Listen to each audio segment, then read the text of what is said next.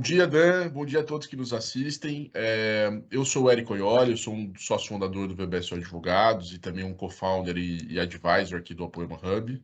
Eu tenho aqui o prazer de ter aqui comigo para esse bate-papo o Dan Yamamura, o Dan que é co-founder da Fuse Capital. A Fuse ela é uma gestora de investimentos em Venture Capital que é profundamente especializada em investimentos em empresas de tecnologia e é uma das nossas parceiras aqui no Apoema Hub.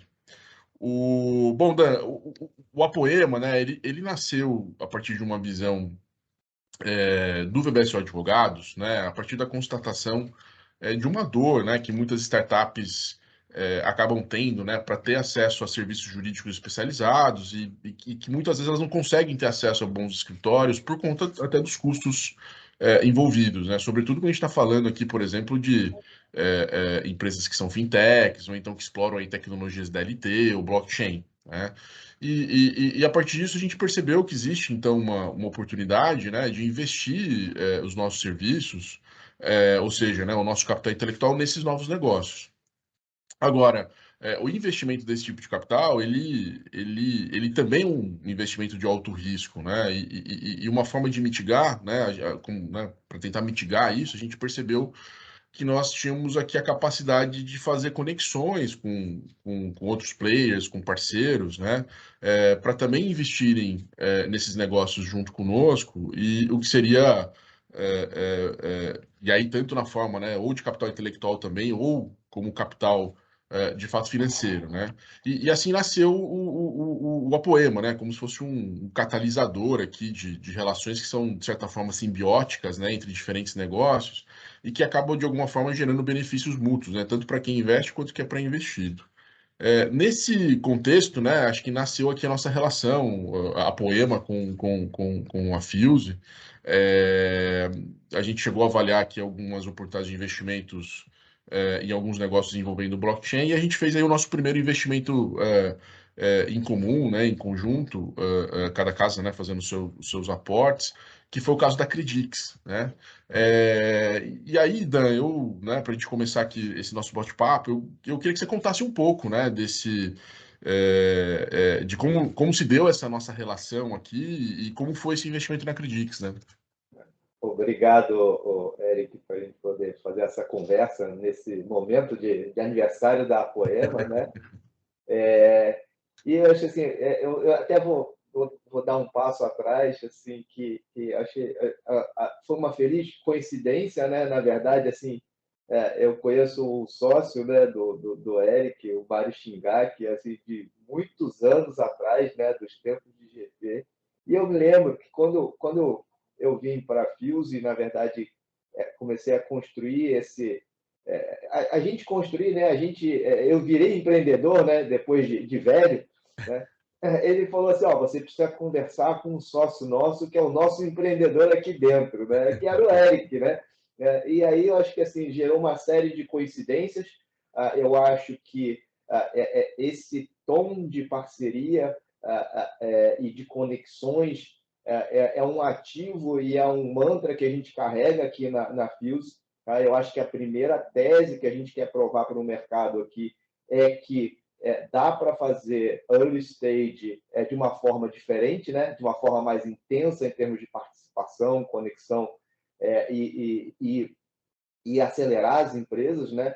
Então, assim, acho que foi uma feliz coincidência eu conhecer o Eric e isso já rendeu frutos que eu acho que são, aí indo para o case da Credix, é um fruto de bastante sucesso, né? Assim, é um investimento que a gente fez há menos de um ano atrás, né? Hoje, acabou de fazer uma rodada de sucesso e eu acho que isso é só o começo, né? Então, assim, para falar do case da Credix, tá? Acho que o ponto de conexão acho que ficou mais forte ainda quando a gente descobriu esse segundo ativo ou esse segundo foco de concentração que hoje virou o primeiro, né, que é a história da Web3, né? É um negócio tudo muito novo, né, onde o Eric assim, é um participante ou é um construtor, né, principalmente na parte jurídica, né? do arcabouço ou de tudo que está se formando aqui, principalmente em relação ao Web3 no Brasil. Então, indo isso para o caso da Credix, né, a gente, pelas nossas conexões, a gente consegue, ou eles nos procuram, né, é um grupo de belgas com um track record em cripto, né? Quando a gente fala em track record nesse mundo, né, são caras jovens, né, são caras de, sei lá, da ordem de 30 anos de idade, mas já estão há 10 anos trabalhando nesse assunto. Então, eles têm um track record de cripto, trabalhando os três juntos, e eles têm uma ideia, né, de trazer liquidez do mercado de cripto para os países emergentes ou para lugares onde a taxa de juro ainda é alta, e ainda tem espaço de compressão por coisas de eficiências de estrutura, né? Então, eles têm esse projeto, eles têm esse desenho, né? E eles querem vir para o Brasil, até porque um deles é um belga meio brasileiro, né? E a gente fala assim, legal, a gente entende cripto, essa história de DeFi faz sentido, né? Porém, né, a gente não, quando a gente quando um gringo, na verdade, uma empresa de fora vem querer fazer algum negócio no Brasil, né, ele sempre toma um choque de realidade, né? Então, e aí a gente falou assim, para a gente investir nesse negócio e isso ficar de pé, a gente precisa arranjar alguém que consiga constituir uma estrutura legal que fique de pé aqui no Brasil e que funcione e que a gente não vá para a cadeia, né? Então, né? Então obviamente, o Eric, o VBSO e a Poema, ele surge nesse momento, né? Aí acho que tem todo um trabalho aí que foi feito pela parte do Eric, né? E a turma daí, que viabilizou um negócio que basicamente estava no papel, né? E assim é uma engenharia legal, muito na parte jurídica, uma engenharia jurídica muito criativa e bastante segura para fazer nesse tipo de coisa, né? Então eu acho que é aí que tem o casamento e aí o sucesso, acho que primeiro do mindset e dos complementares skills aí na parte de investimento com a parte de jurídica também, né? Exatamente. E esse realmente foi um caso muito legal, porque é um projeto super interessante, desafiador, né? Porque não só envolve uma tecnologia que ainda está sendo explorada, desenvolvida, né? O, o seu potencial vem se materializando e com grandes desafios regulatórios, né? Então, você construir uma estrutura de DeFi a partir de captação de recursos lá fora para aportar em fintechs aqui, você tem vários desafios a serem enfrentados. E é interessante porque para esse negócio, de fato, poder crescer, se desenvolver, naturalmente você vai precisar de uma assessoria jurídica, por exemplo, uma assessoria qualificada, super específica, super técnica, né? E é fato que para você viabilizar isso, né, ou você vai ter que usar, né, na ótica da empresa, né, ou você vai ter que usar uma parte do recurso que você vai captar do investidor para contratar o escritório. E quando você tem essa possibilidade também de você receber esse aporte de capital intelectual, acaba sendo um dinheiro que sai da mesa também, né, que sobra uma dica, quer dizer, você não vai dar mais essa destinação do recurso para contratar o prestador de serviço. E eu queria ouvir um pouco de você também dessa visão, né, do que a gente tem chamado aqui de Service as a Capital, né, quer dizer, o aporte de capital intelectual nessas empresas, usando aí a tua visão e o teu chapéu de Venture Capital, né? Eu acho, assim, além do aspecto financeiro, né, que eu acho que ele é muito óbvio, né, assim, ele é na ponta do lápis, ele é quase matemático. Sim.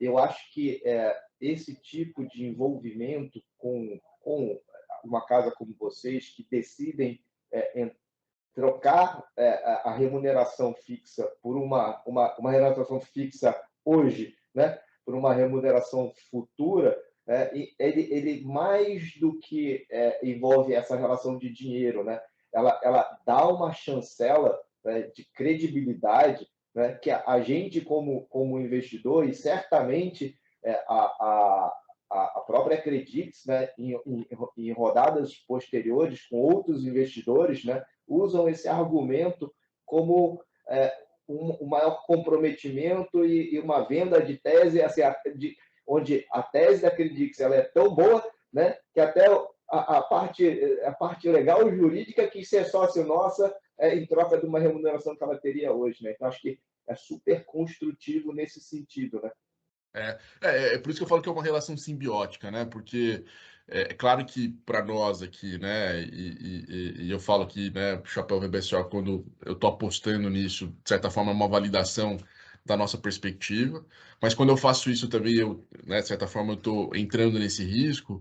E quando eu tenho um parceiro como vocês, por exemplo, né, que é uma casa super especializada em fazer esse tipo de investimento, passa pelo filtro de vocês, pela chancela de vocês para a gente também ter esse conforto, né? Falou, pô, os caras estão entrando também, né? Para a gente também ajuda. Eu brinco, né, que principalmente nessas rodadas mais iniciais, a gente está sempre lutando contra a estatística, né? Assim, a estatística diz que esses negócios vão dar errado em algum momento, né? Então, assim, quanto mais você se alia a parceiros, né, com especialidades, com conhecimento, e aí para muito além do capital financeiro, né? Um ajuda o outro, né? E, Exatamente. e acho que isso foi muito bacana, né? E o caso da Credix era muito emblemático, porque a gente fez essa entrada, né, numa rodada bem early stage. Eles acabaram agora de fazer já uma captação já no Series A, o que de certa forma é uma validação também, né? Porque a gente teve, né, grandes nomes entrando nessa rodada. É de certa forma uma validação do próprio movimento que a gente fez lá atrás, né? Não, isso é perfeito. E, assim, acho que até para reforçar uma coisa que você tinha falado antes, né? E bate muito com a nossa tese que a gente queria provar, é que dá para fazer early stage, né, e tirar ela da estatística quando você é ativo, né, na participação ou na ajuda das empresas. Né? Então, assim, isso acho que é uma prova viva da comprovação dessa tese, acho que é o caso da Credix. E aí, trazendo aí para a história da rodada, né, teve até um evento, assim, acho que tem o Brasil, né, assim, acho que eu nem sou a pessoa certa para falar sobre isso, o Eric é muito mais, né, mas acho que você tem o Brasil, assim, em algumas frentes, ela é super desenvolvida, né, então, assim, acho que o regulador no Brasil em relação a cripto, né, a regulação, a lei em si, a gente pode ainda estar atrasada, né, mas acho que o mindset da turma é muito bom, especialmente da turma do Banco Central, né? Exato. Né? E assim, acho que foi super interessante, acho que você já deve ter ficado sabendo também, obviamente, né? Mas na palestra que teve de, de um evento de cripto que teve aqui no Rio, né? Que Uhum. estava participando o Roberto Campos e a turma da Credix, né? O Roberto Campos levantou a mão e falou: finalmente alguém veio aqui, né? Tentar criar uma coisa melhor do que os FDICs, né? Então, assim, e eu acho que isso vem evoluindo, né? Acho que tem tido conversas da Credix com o Roberto Campos e a turma do Banco Central. Eles estão com Sim. alguma agenda lá correndo em paralelo para tentar trazer essas eficiências, né, de Web3 para o mercado que hoje é enorme. Né? Assim, acho que teve uma evolução, né, quando não tinha FDIC e quando tem FDIC agora, mas assim, já está na hora da gente partir para uma próxima evolução. Né? Então, acho que isso faz Exatamente. parte disso. Isso é muito legal. Eu tenho acompanhado, eles estão passando agora por um processo de aceleração que ali é coordenado pelo pessoal da FENASBAC, que é a Federação de Servidores do Banco Central, né? Então, uma certa ligação com o Bacen. E é um programa que eu sou um mentor, inclusive, né, ali da parte regulatória. Eles acabaram de ser selecionados também. Eu acredito que está cheio de boas notícias, né? De certa forma, é legal e acho que é digno de elogios, né, a postura do regulador, principalmente do Banco Central, em relação à adoção e uso da tecnologia. Porque eu também tenho me envolvido muito em projetos que envolvem a adoção de blockchain, de tecnologias da LT no mercado financeiro, e eu acredito muito, né, no potencial dessa tecnologia para que você possa democratizar o próprio acesso ao mercado financeiro e mercado de capitais, né? Porque acho que você fez o paralelo com o FDIC, né? O FDIC, eu sou suspeito para falar, enfim, eu participei desde a criação do primeiro FDIC do Brasil, há 20 anos atrás, já Essa fiz eu um não monte de sabia FDIC. também. Eu sou fã de carteirinha do FDIC, mas o que me entristece, por outro lado, é que o FDIC é um produto, por exemplo, caro, né? Assim, não é qualquer empresa que consegue bancar uma estrutura de um FDIC. Se você não tiver um certo volume mínimo, a conta não fecha, né? Porque as estruturas são caras, né? E a tecnologia, ela propicia isso, né? A tecnologia, eu brinco, né, que o custo para você tokenizar um recebível de R$ 100, um de 100 milhões de reais, o custo da tecnologia é o mesmo, né? Então, eu acho que a gente tem um caminho importante a ser trilhado. Claro que tem inúmeros desafios regulatórios a serem vencidos, essa é a grande pauta de debate com o Banco Central, com o CVM, no próprio Congresso, mas eu acredito muito na adoção dessa tecnologia como esse meio de democratizar esse acesso e que a gente possa continuar tendo boas transações seguras, né, confiáveis, mas que você permita que cada vez mais agentes acessem o mercado e que os próprios investidores também tenham mais opções de investimento, né? E acho que acredito que isso é, de novo, uma boa tese dentro desse contexto. Assim, dentro desse, eu acho que acho que o regulador é super importante, né? Acho que é a parte fundamental dessa história da evolução. Só que a gente agora, né? Assim, a gente tem alguns players ainda faltando nesse mercado, né? Então, até legal saber que você está fazendo parte dessas organizações mais em paralelo em prol da história do Web3. Queria colocar a gente, me colocar à disposição, né, de estar participando assim como um player. Eu acho que está faltando ainda nesse mercado no Brasil, que é o investidor de longo prazo em Web3, né? Então, assim, o venture capital acho que é uma indústria super já consolidada, né, em termos de investimentos em startups, de tecnologia ou de diversas outras coisas, né? Agora, o cara dedicado para a Web3, né, acho que esse é um player que ainda é escasso e é um player já gigante nos Estados Unidos, né? Então, você É tem verdade. fundos de bilhões e bilhões, né? Se você pegar só o caso da A16Z, né, cara, eles têm mais de 10 bilhões levantados dedicados para a Web3, né? E aqui a gente ainda não tem nenhum. Na verdade, a gente é o primeiro fundo que está fazendo isso. Então, assim, qualquer envolvimento que a gente possa ter na parte mais de associações, organizações e coisas que possam promover isso, tá? Já estou super à disposição de Excelente, poder excelente, Dan. acompanhar. Mais do que bem-vindo e necessário mesmo. Acho que a gente precisa ter esse diálogo, né? E aí eu queria aproveitar esse gancho, Dan, também aqui para fazer um pouco de jabá, né? Assim, eu queria que você contasse. Vocês estão em fase de captação do segundo fundo de vocês, né? Então, Então, eu queria que você contasse um pouquinho desse fundo e da tese aí que vocês estão alavancando dentro dele. legal, perfeito. A gente encontra até, assim, acho que a Credix é um excelente caso, mas eu acho que a gente fez outros investimentos além da Credix num tema similar, que é blockchain e cripto, né? E a gente entende que aquele mesmo mindset que a gente sempre teve de ajudar as empresas, né? E de ajudar a acelerar, a fazer as conexões, coisas que a gente já falou aqui, né? Quando a gente transporta isso para ambiente de Web3, essa turma que está desenvolvendo produtos nessa área, isso se torna mais valoroso, ou tem mais valor ainda, né, do que até nas empresas mais tradicionais de tecnologia, porque onde a gente entende que esse valor ele vai exponencializar, pelo menos nesses próximos 5 ou 10 anos, é na conexão desses dois mundos, né? Então, você usar, é exatamente o case da Credix, né? Ela traz a tecnologia, traz a liquidez, traz a estrutura de Web3 por trás, né? Mas, na verdade, o que ela está fazendo é captando para a fintech aqui no mundo real, e essas fintechs vão prestar para estudantes, para outras empresas, para outras startups, né? Então, assim, essa conexão que a gente chama de Web 2.5, né? É a tese principal desse nosso fundo, e a gente está levantando o primeiro veículo ou o primeiro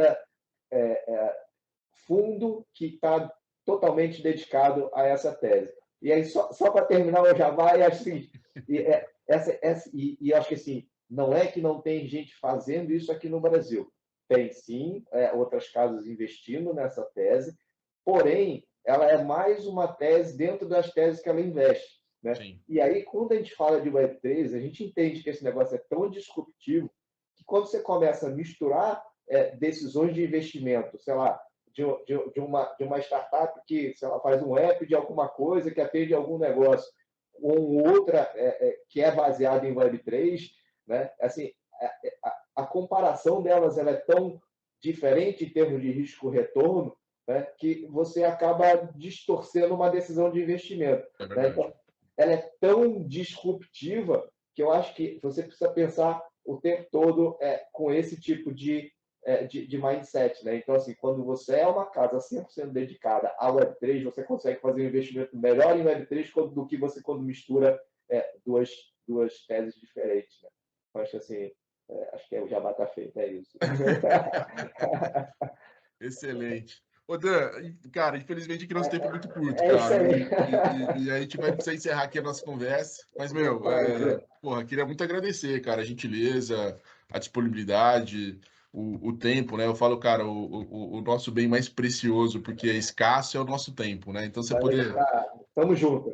Ah, legal, Estamos cara. na Pô, mesma obrigado, página. obrigado demais, né? Obrigado pela nossa parceria e que ela possa trazer ainda muitos bons frutos aí para todos nós, cara. Obrigadão. Perfeitamente.